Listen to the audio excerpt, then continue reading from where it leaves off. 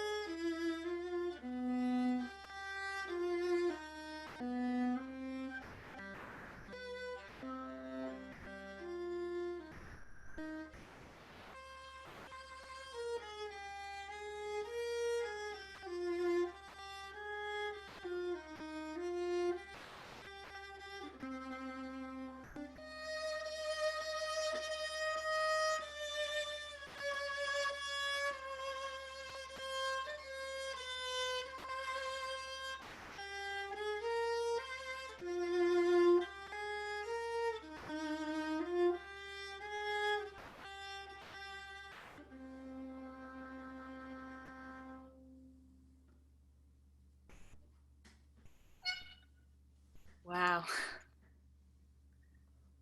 Thank you, Adria.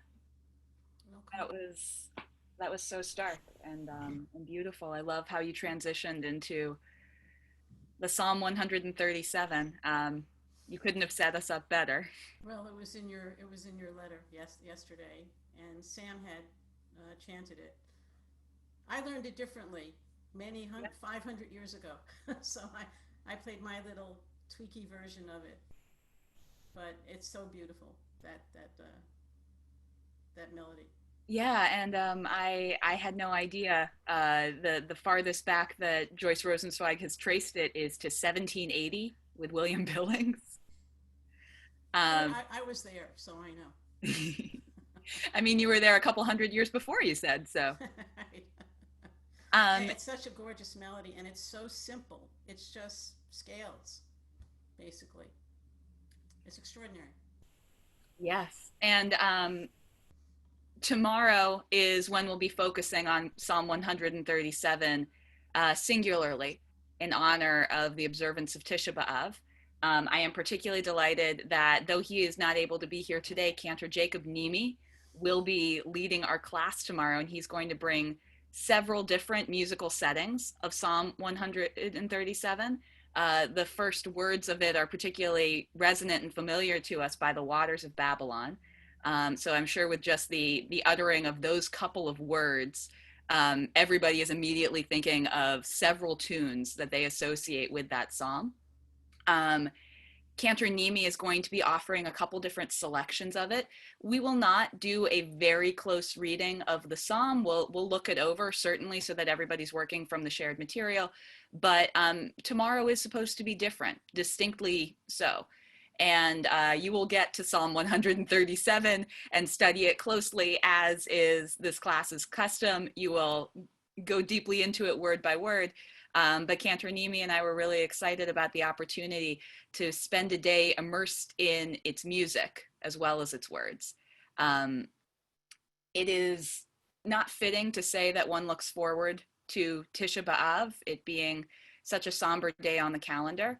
Um, but there's so much about what is coming over the next 48 hours that is so beautiful and so different and yet so matching to exactly where I feel. And especially given our conversation yesterday, I think that many of us are in that place, and the Jewish calendar is there to catch us and to surround us with all of these meaningful rituals in which to participate and give voice to those feelings.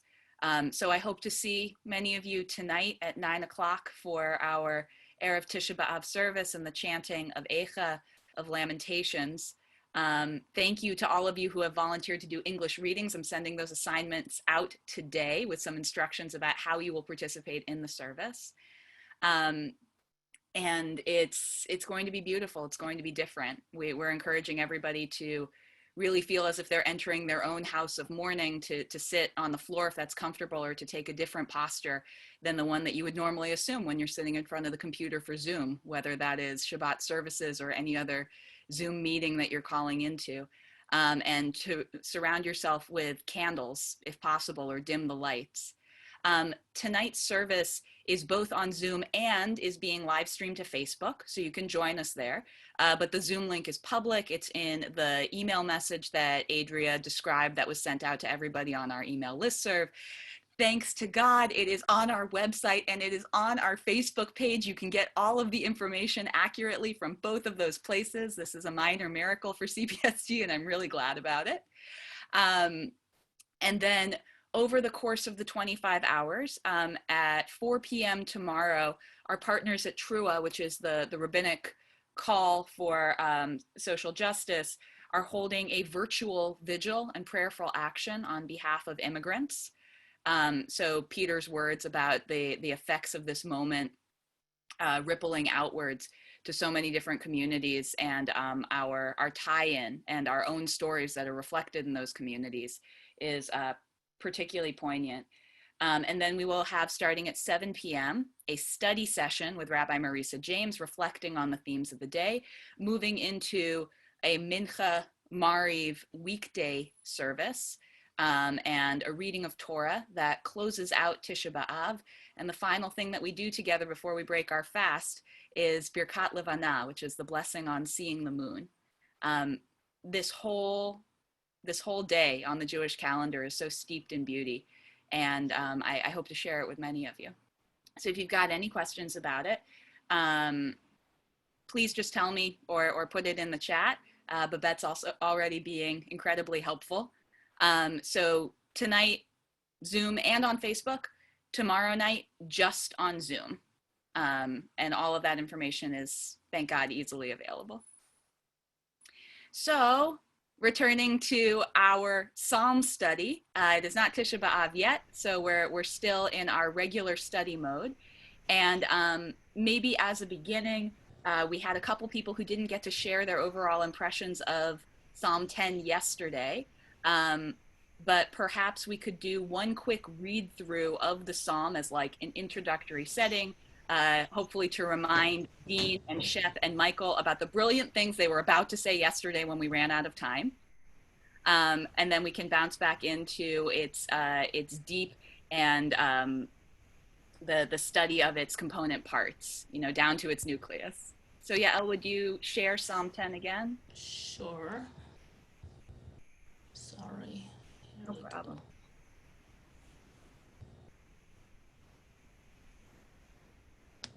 Um, and do I have a volunteer to just read through the English? If you could raise your hand virtually with the raise hand function, because that is the easiest way for me and Yael to see people when we are in shared screen mode. Can I have a volunteer just to read through the Psalm in English for us once to remind us? Jim, I saw you. Please unmute yourself. And when you're ready, go ahead Okay, and read its translation. and I have the Safaria page here, so I'll read it on my own. Magnificent. Why, O Lord, do you stand aloof, heedless in times of trouble? The wicked in his arrogance hounds the lowly. May they be caught in the schemes they devise. The wicked crows about his unbridled lusts. The grasping man reviles and scorns the Lord. The wicked, arrogant as he is, in all his scheming thinks he does not call to account, God does not care. His ways prosper at all times. Your judgments are far beyond him. He snorts at all his foes. He thinks, I shall not be shaken, though through all time never be in trouble. His mouth is full of oaths, deceit, and fraud. Mischief and evil are under his tongue. He lurks in outlying places. From a covert he slays the innocent. His eyes spy out the hapless. He waits in a covert like a lion in his lair. He waits to seize the lowly. He seizes the lowly as he pulls his net shut. He stoops, he crouches, and the hapless fall prey to his might. He thinks, God is not mindful. He hides his face. He never looks. Rise, O Lord, strike at him, O God. Do not forget the lowly. Why should the wicked man scorn God, thinking you do not call to account? You do look. You take note of mischief and vexation. To requite is in your power. To you the hapless can entrust himself. You have ever been the orphan's help. I'll break the power of the wicked and evil man, so that when you look for his wickedness, you will find it no more. The Lord is king forever and ever. The nations will perish from his land. You will listen to the entreaty of the lowly, O Lord. You will make their hearts firm. You will incline your ear to champion the orphan and the downtrodden, that men who are of the earth tyrannize no more. Great, thank you, Jim. So if we can go back to our gallery view, and Michael, Dean, or Shep, if you remember what you wanted to say yesterday, or if you are newly inspired to say something to begin our conversation before we go line by line. I don't know if I remember. I think it might have been a reference to a conversation people were saying about how depressed they are about our current circumstances and everything. And maybe I'm just naive or just optimistic. I see this is the this is the birth pains of a new life we're going to have in this country. I think we are going to have racial reconciliation. I think Donald Trump is going to lose. I think we are going to get a handle on the COVID crisis. And according to what they said earlier here, that there might be a vaccine soon. I think next year at this time, we're going to be living not in a messianic world, but a lot better world than we have now. I'm hopeful we're going to get through this. That's my answer. I feel hopeful. Well, it's a pleasure to have prophets of worlds redeemed, And that is one of the jobs of prophets and poets. It's really important to have those words, Shep. And I'm thinking of there's an amazing Sikh teacher. Her name is Valerie Crower, and she wrote a poem that said, "What if this is not the darkness of the tomb, but the darkness of the womb?" And I love the way that you describe this. What if these pains are the birth pains of a new vision? Thank you, Shep. Dean, Michael, no pressure, but we wanted to make sure you weren't forgotten. Yes, please, Dean. All right. I just wanted to talk about the arc of the. I love Psalm 10, but Mhm. I love the book of Job. It's my favorite, so I'll just preface that. So my thoughts is that it profoundly confronts our hubris, and it does it in the widest sense and then in the particular, and it doesn't let us escape that. And then the next thing is that I believe that the voice of the psalm, because it's praying and pleading, it's making the voice identifies sadness, the mourning, the empathy, the compassion. And then and that for me it brings you up so that it gets you ready for agency. So when you cross out of that child to a father metaphor, it makes you become an adult in relationship. And then you have a real possibility for relationship, I think, with the divine, because you come back into the relationship at the end of the psalm. Covenant is possible because you've chosen it. And I think the best example for that still reverberates in my soul. And Rabbi, I know you know it better than I do, was the rabbi in one of the camps when one of his fellow Jews asked him, "Why are you saying the Sabbath prayer or whatever?" And he said, "Because I am not like them." And I think that allows for a state of holiness. So. What a lovely interpretation. Thank you, Dean. And I can see in the chat that so many people are finding a connection with this psalm. And I bet if we, at the start of this class, if we had said Psalm 10, you're really going to get into Psalm 10. It's not one that frankly, it's not one that I ever paid attention to before Monday. And it has such unbelievable possibility, especially for this current moment. Okay, Michael, anything you want to add before we get going? Yes, can you hear me? Yes, we do. Thank Good. you. As you may remember from previous comments that I've made, the Lord, Adonai, God, it all means the good to me. It's all about the good. And near the end, I think it's 1, 2, 3, the third verse from the end, the Lord is king forever and ever. The nations will perish from his land. So the good is the monarch forever and ever. If we just aspire to do good, the Lord is in that doing. And the message over and over, it seems to me, is that we're being guided to do our best, to believe in ourselves, and to do the good will give us salvation, I guess. I don't know, maybe that's the wrong word, but that's how we get to Adonai. That's how we get to the good. And I think the word salvation is right. What can save us? What gives us the capacity to save other people? Goodness. And Michael, I couldn't have asked for a better segue into really closely interpreting this psalm and giving us all these possibilities for rereading, retranslating, and informing the way that we internalize this psalm than to say, like, what we'll all keep in mind. What if each of these sentences read instead of Adonai, the good? Thank you. Thank you. That's exactly how I read them each time I read them on Friday night, high holidays. It's all about doing the good and following, I guess, the 10 Commandments. Oh, and I have one little question, just a trivia question. Okay. Moses presented the 10 Commandments, but he dropped one of the tablets. Is that correct? Yes. Yeah.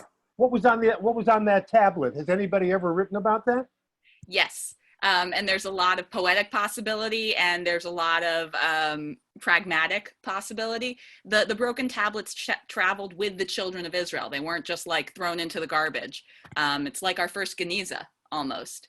But the midrash of what's on that first tablet, was it an exact copy or was it something different, remains with mysterious possibility. So let's go into the psalm. I'll ask Yael to share the screen so that we can look line by line really closely. My suggestion to everybody is that you have your altar close at hand, that not necessarily are we sticking to his exact translation of the psalm, but because he's done so much work for us in terms of questioning and answering the Hebrew words and their particular syntax as they're set in this psalm. He has done a really nice job of visually pointing out where he believes the acrostic is continuing, where it takes a break. Frankly, I think that Ira is a much better writer of acrostic than the author of Psalm 10. But Psalm 10 absolutely has its high points. And also, you know, if you have that Hebrew Bible app, this is a great time to pull it out and to look at each of these words really carefully. So here's what I propose we do, that Yael reads each of the lines in Hebrew, that we spend some time on the meditation of each line.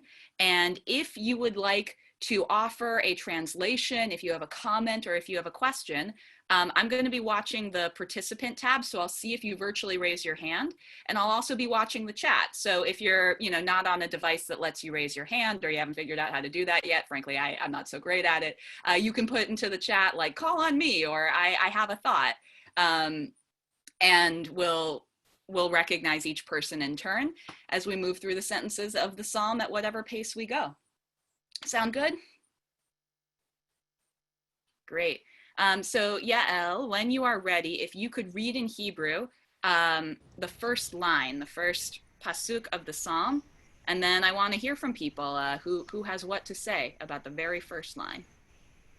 למה אדוני תעמוד ברחוק, תעלים לאיתות בצרה?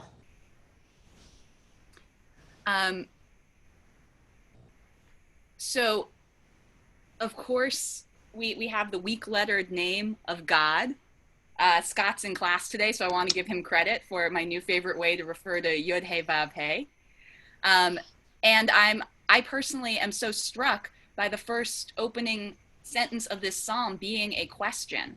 And I'm thinking of the discussion that Benjamin started us in yesterday about where was God in the absolute time, worst times of human existence when we needed God the most. And it feels like the psalmist is opening this section with that very same question. Why do you stand apart? Why don't you care about us in times of trouble? I have altar here if we want to take a look at that. Do you want to see how he translates it? Sure. And I'm also, like, secretly, I'm most interested in how the members of our class translate it. But yeah, let's look at altar for comparison. We'll keep, you know, all of our other translation friends until after we go through the whole psalm, because they really grasp the interpretive possibility, and I feel like altar is extremely true to the text. So here is the first line. Why do you stand far off, O Lord? Turn away in times of distress. And notice how, you know, now that it's nice and big on the screen, notice that altar is pointing out that the line starts with Lamed. And in his note at the bottom of the page, part of it, you know, one part is about how the tone differentiates, but another part of it is, you know, this is why possibly we can consider Psalm 10 a continuation of Psalm 9, specifically in its acrostic format, though it's not so carefully clear. I'm going to call on Hazan Hirsch, and then I'll come back to Simon and Sherry's question. Hi, sorry for a little noise in the background with my printer going. What struck me was the ta'amod. I was thinking, you know, does God is standing? Does God ever sit? What is this about? And I started thinking about other references to God standing, or at least when we say God arise, like we say, Kuma Adonai v'hoshieni, get up, God, and save me. I'm trying to sort of scan through liturgy in my mind and Tanakh to think of other examples of God standing. But I thought that was really interesting from the perspective of when the psalm was written, the idea, or whenever the psalm was written, we don't know what God is, what God looks like. We're forbidden to make any kind of images. So people trying to grasp for what God is doing, and the fact that we're created in God's image, has the psalmist saying God standing aloof. It's such a human image to me. Yeah. The other thing that Oh, please go ahead. The other thing that struck me was the word Sarah, because it's so amazing that we're looking at this today on Erev Tisha B'Av, that Sarah is, it's what we've got. It's what we have tsuris, and I'm sure many people in the class know, but in case not, the tsar, the root of the word means narrow, and it's the same root as the word Mitzrayim, Egypt. And when you have tzara or tzarot, or in Yiddish tsuris, you're literally in a very tight place, between a rock and a hard place, or by the skin of our teeth. We have all these expressions also in English. And probably if you have to choose one word to describe Tisha B'Av, tzara would fit. Yeah, very well said. And that was exactly Simon and Sherry's question. I apologize that I'm referring to you in the collective, Sherry and Simon. You do exist as individuals, just not in your chat. And the question was, what is the difference between trouble and distress? What would be the most accurate translation of Sarah? And I really like the way that Chazan Hirsch has translated it. And I think of constriction, and particularly painfully right now, the feeling that you can't breathe, that you are so tight in, I would say distress as like because I like the painful specificity of that word. You think of like a medical sense, when somebody is in distress, it means something very different than somebody is just in trouble. But I think that there is, one of the beautiful meanings of Sarah, and it shows up in so many different places. Chazan Hirsch mentioned Mitzrayim as Egypt, a place of constriction and oppression. We think of the psalm that we hear at Pesach, Min HaMetzar Karatia, from the narrow place, I cried out to you. And Jim is highlighting how this resonates in terms of the labor pains that we were mentioning before, based on Shep's understanding of the psalm. All of that is built in really deeply here. And just one more comment on Chazan Hirsch's observations, which are really, really thoughtful. The idea of God standing, and the accusation of standing idly by. We can be perhaps in B'Tselem Elohim in some of God's less perfect qualities. If we are made in the image of God, that doesn't mean that we're not only the good parts, or maybe God is not entirely good. That God and we are capable of standing by when we should be jumping in. Please, Chazan Hirsch, one more sentence to add. Thank you for being so attentive to that chat. Well, I teach Hebrew a lot, liturgical, just Hebrew reading. And I'm working with a student right now who, as many other students, has a terrifically hard time pronouncing the tzadi. And I often say the word katz, whether it's the animal or the Jewish name katz. And this is my trick. I'll say katzara. I'll tell someone to say the word katz in front of a word. And it occurs to me that the tz, it's never occurred to me, like today, it's such a tight sound. You have to put your tongue up against the back of your teeth to make that tight sound. So even the sound is tight. Sarah. Yeah, beautiful. for our Kita Aleph students who are working on recognition of Hebrew letters. So Yael, what I'd love you to do is highlight the ayin in ta'amod, the first word that Cantor Hirsch pointed out. So the letter ayin and the letter tsadi are look-alike letters. They're pretty close when they are in print. You can see that the ayin is more of a boxy shape, and the tsadi has that crisscross in the middle. A mnemonic device that I used to use and what I taught my students to recognize the difference between the two. They're both in the word eitz chayim, a tree of life, and the tsadi has a branch growing out of it. So that's how you remember between an ayin and a tsadi. And here is a tzadi sofit, which is what you would see in the etz. And I think that's particularly tree looking in my mind. So, go ahead. Can I say something about the tzadi, the pronunciation? When I tell people how to pronounce it, I say pizza. So we know how to say the tz in something that's not the beginning of a word. And I think that's where Americans have a hard time with it, but we can all say pizza very easily. So tza is the same as pizza. And notably, that's a borrowed word for the English language. So we have to like reach outside of ourselves to find the good example.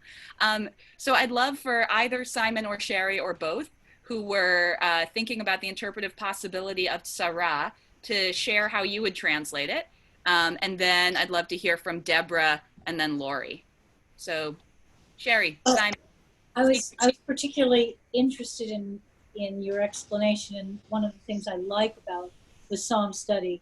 I don't speak Hebrew, so I'm not at a level, I'm in Beit, I'm a little Beit person. I'm not at a level where I can distinguish between trouble and distress, but I find that the two words are so different, and Alter chooses one, Sefaria chooses the other. So that kind of examination is really meaningful to me, and I really appreciate this whole discussion. Absolutely. And I think part of what Sefaria is trading on is an idiom that we think of, times of trouble. Also like the alliterative possibility. Every translation is an interpretation. And so that particular translation brings a facet that if we just said distress, it would not.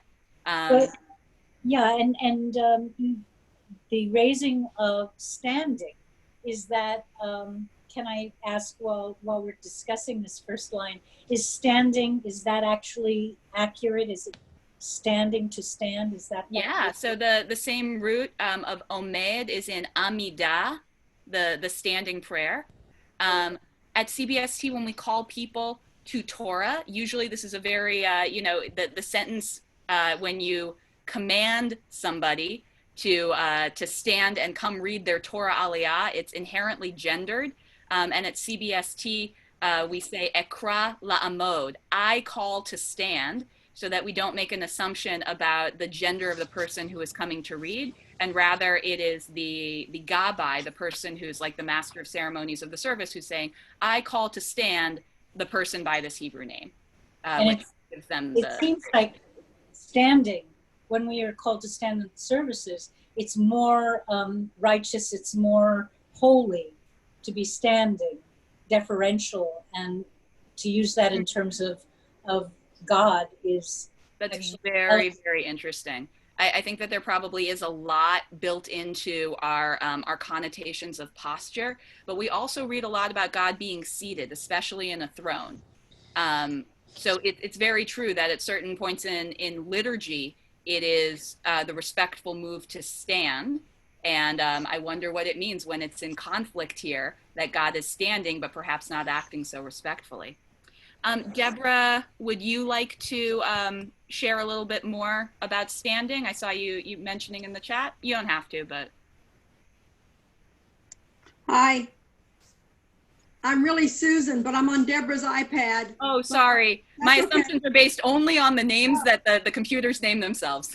You wouldn't know. I was just thinking about what the Hazan said at the beginning about standing. And I know that's the Hebrew word that's being used there, but I'm going to look into some other ways to think about that, because I don't think it literally means that God is standing, of course. So I think that's just an interesting way to think Yeah, about that. it could be a metaphor. It could be literal. Yeah, And it is highly figurative, right? yeah, It evokes for us a certain image of what this would look like, even though we're not supposed to make an image of God. right. Beautiful. Thank you. Lori, you were thinking about distress and Sarah. Um, well, I guess I responded kind of like Ben said yesterday when I first read this. I read this weeks ago, and I couldn't breathe. I really just couldn't breathe. It got me really distressed because what you said about constriction, and I thought that's a great interpretation, especially for our times. We're so constricted, we can't breathe. Right. And especially now it's so humid and hot, and it's Yep. like being in an oven. And then as I do with most of the Psalms, Michael says the good. I like the good, but I have trouble with that. I have trouble with anything outside and separate and away. So I kind of saw the whole Psalm as the solution is a metamorphosis, like a snake peeling its skin, Wow. and these things happen over and over and over forever. Caveman probably all killed each other too. We just don't have and burned. We don't have the records. So, the positive note for me is I have to, in order to survive, I have to look at this in a different way in order to step out of my house and do the good that Michael talks about. I have to reframe it for myself, because otherwise I just sink in this suffocation of it all. Yeah. So. Thank you. I want to make sure that people are looking at the chat that Dorina has shared a really interesting linguistic parallel in Bulgarian, and the way that we're thinking about the roots of language, even if it is completely coincidental, even if all language have these same like tree-like shapes connecting them one to another. I loved seeing the Cyrillic connection there. And Lori Spear is drawing this standing versus seating metaphor a little bit farther. I want to call on Hannah, who's got a hand raised. Hannah, would you unmute yourself and share? Yeah, I just want to point out in terms of language and just how it looks like, the fact that in this case he's using ta'amod, ta'alim, and itot. It's like all these ayins that all of a sudden the end turned into a tzaddik, and he falls down, Wow. Oh, I love that, Hannah. And yeah, we always look for alliteration. We're always looking at the first letter of the word. But if you look for like the consonants in this point, because ta'amod is not really, ta'amod is just a way of conjugating the word. Yeah. The root is ayin mem dalet, so you have amod, alim, veitot, and then all of a sudden everything just falls down. Yeah. Into one big tzara. And the other fact is that, ta'amod b'rachok is more of like you stand apart, right? You're all the way out there, At the same time that you're standing up, you're also hiding. Right. And Jeremy was also saying something on that theme in the chat. Yeah, which is kind of that contradiction. But I think they, as we know, they always choose words for a reason, and so that's my take on it. Great, thank you. Robin, you have your hand raised. Yeah, I'm struck by the use of you as opposed to I. Like, why, oh Lord, do I stand aloof, heedless in times of trouble? And then at the end of the Psalm, verse 17, I will listen to entreaty. Ooh. When my son was little, he would say, referring to our dog, Louise seems angry, Louise seems lonely, but so I'm just struck with that. Absolutely. And I think we should always be very cognizant of the first person, the second person, the third person narration. Because just like Hannah said, all of these words are chosen for a reason. So is the perspective that the writer places the reader in. The writer has control over that. Are we thinking about this in terms of I, in terms of you, in terms of they? And each of those has a different emotional resonance. Great observation. So to close our thinking on this first line, I'd love if Jim would read the full translation that Rabbi Schachter Shlomi has for this first line, because I love the one word that you shared in the chat, and I think it would be really helpful to expand our conception of what this line means. So Jim, would you Sure. read that one? Yes. Yah, why do you stand so far away from me? Why do you hide yourself at times when I am oppressed? Ooh, it's very good. He's very good. Yes. All right. And I'll ask Hannah Gaffney to put what she said about aloof in Hebrew into the chat for Judy, who would love. It was a really good observation and would love it repeated. And we will move to the second line. I don't think so. It's No, you don't think so? 1042. Okay. This was a great class on the opening line of Psalm 10. We will pause in our study of this psalm. We will jump to Psalm 137. And then next week, we will return. We will go through word by word, line by line, perhaps even letter by letter. It's said that you can interpret mounds of learning from every serif on every single letter, whether in English or in Hebrew. There is so much to be packed into all of our sacred text. So Adria will play us out.